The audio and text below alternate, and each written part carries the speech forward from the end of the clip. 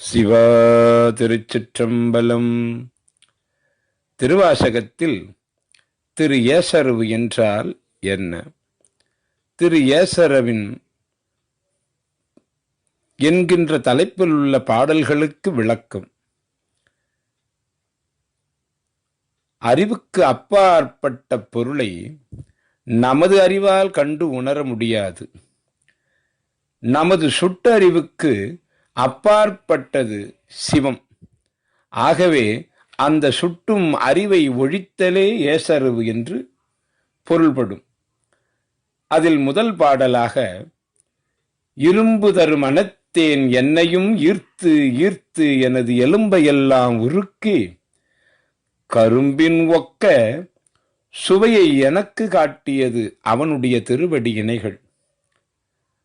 கங்கையை உலவுகின்ற சடை உடையவன் நரிகளையெல்லாம் பெரும் குதிரையாக்கினான். அது அன்றே அவனது பேரருளாகும்.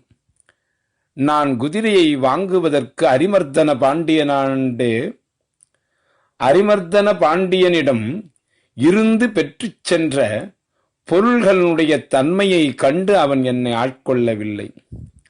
இவன் இந்த திருவாசகம் என்னும் நூலை எழுதச் சாலப் பொருந்துபவன் என்ற மேலோங்கிய கருத்தின் பொருட்டே அதை ஒரு காரணமாக வைத்து பெருந்துரையை சீரமைக்கவும் குருவினுடைய திருவருளை பெறவும் அங்கு அந்த ஞானத்தை பெற்று உய்யவும் நான் குழந்தையாக இருந்தபொழுதே எனக்கு அளிக்கப்பட்ட அனுகூலமாகும். அது அந்த வயதில் கிடைத்தது. கருவுற்ற நாள் முதலாக உன் பாதமே காண்பதற்காக உருகிற்றது எனது உள்ளம் என்பார் நாவுக்கரச பெருமான்.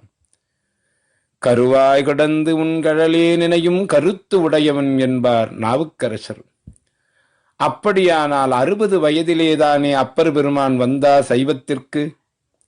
அதுகாரும் அவர் சமண மதத்தை சார்ந்துதானே இருந்தார். அப்படி என்றால் கருவுற்ற நாள் முதலாகவே உன் பாதத்தை காண்பதற்கு உருகிற்றது என்ற வார்த்தையின் பொருள் என்ன? இந்த 60 வயதில் சிவத்தை பிடிப்பதற்கும் அந்த கருவிலேயே அருள் இருந்தால்தான் இது நடக்கும் என்பதனுடைய பொருள். இது போன்ற பொருள் நிறைந்ததாகவே சகல பாடல்களும் நிறைந்தது.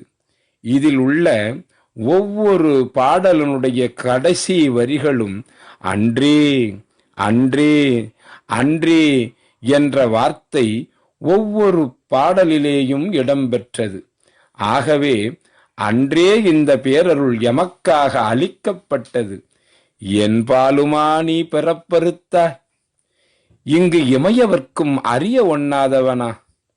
இந்த தென்பாலை திருப்பெருந்துறையில் உரைகின்ற சிவபெருமான் எனக்கும் அன்பால் அகம் நெகவே புகுந்து அருளி ஆட்கொண்டது. இது என்பாலா நோக்கினாய்? நான் இதற்கு தகுதி உடையவன்தானா? அது உன்னுடைய பேரருளினுடைய திருவருள் அல்லவா? அன்றே எம்பெருமானே என்று உரைப்பார். இவ்வண்ணமாக சகல பாடல்களிலேயும் இந்த கருத்தை முன்வைத்து பாடி அருளினார். நானேயோ தவம் செய்தேன், தேவாதி தேவர்களுக்கெல்லாம் விளங்கவும் விளக்கவும் முடியாத மாபெரும் மந்திரமாகியது சிவாய நம என்னும் மந்திரம். இந்த மந்திரம் எனக்கும் பெற்றாகிவிட்டதே. இதை தேனாகவும் அமுதமுமாகவும் தித்திக்கும்படி சொன்னாலே சிவபெருமானை நாம் தேடிச் செல்ல வேண்டிய அவசியமில்லை. அந்த சிவபெருமான் தானே வந்து எனது உள்ளத்தில் புகுந்து இந்த அடியேனுக்குமா அருள் செய்தான். ஆஹா, இந்த நிலை வந்த பிறகு நாறுகின்ற இந்த உயிர் வாழ்க்கையை ஒருத்து விட்டேனே. நாறுகின்ற இந்த உயிர் வாழ்க்கையை ஒருத்தேன். இதை வெறுக்கும்படி இன்று எனக்கு ஆகியது. ஆனால் அது அன்றே நிகழ்ந்த பேரருளுடைய தன்மையன்று. இது போன்ற கருத்தோட்டங்கள் பல நிறைந்த இந்த திரு ஏசரவை சகலரும் பாடி அனுபவித்து ஆனந்தத்தில் திளைக்க வேண்டும்.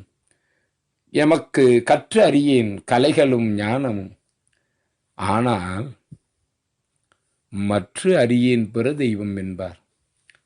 கசிந்து கூட உருக வேண்டாம், ஆனால் மற்ற அறியாதிருக்க வேண்டும் பிற தெய்வங்களை. மறந்தும் கனவிலும் மற்ற தெய்வங்களை வணங்கக்கூடாது. கற்றா மனமென கதறியும் பதறியும் மற்ற ஒரு தெய்வங்களை கனவிலும் நினையாது. இதுபோன்று உற்று இருமாந்திருந்து விட்டால் நமக்கெல்லாம் இறைவன் புற்ற விசை இடுவார் என்பதில் சந்தேகமே இல்லை. எச்சத்தாருடைய சிறு தெய்வங்களை நாம் ஒரு தொழில் புரிகின்றோம். அந்த தொழிலில் மிக நிறைந்த அதிக அளவு ஊதியத்தை எதிர்பார்ப்பது இயல்பு. அப்படியானால் நமக்கு எளிமையாக கோடீஸ்வரனாக அனுகூலம் சிவத்திடம் இருக்கும் பொழுது சில்லறையான சிறு தெய்வங்களை வணங்குவது ஏன்? நமக்கு பிரதானமான மந்திரியே பழக்கமாக உள்ள பொழுது சிறு சிறு அங்கங்களாக உலவுகின்ற உறுப்பினர்களுடைய தொடர்பு நமக்கு எதற்காக? ஒன்றை நினைத்தால் அந்த ஒன்றே சகலவற்றையும் நமக்கு செய்யும். இது போன்ற மேலோங்கிய கருத்தில் அமைந்த இந்த திரு பாடி அனைவரும் என்புருகளாக. சிவா. திருச்சிற்றம்பலம்.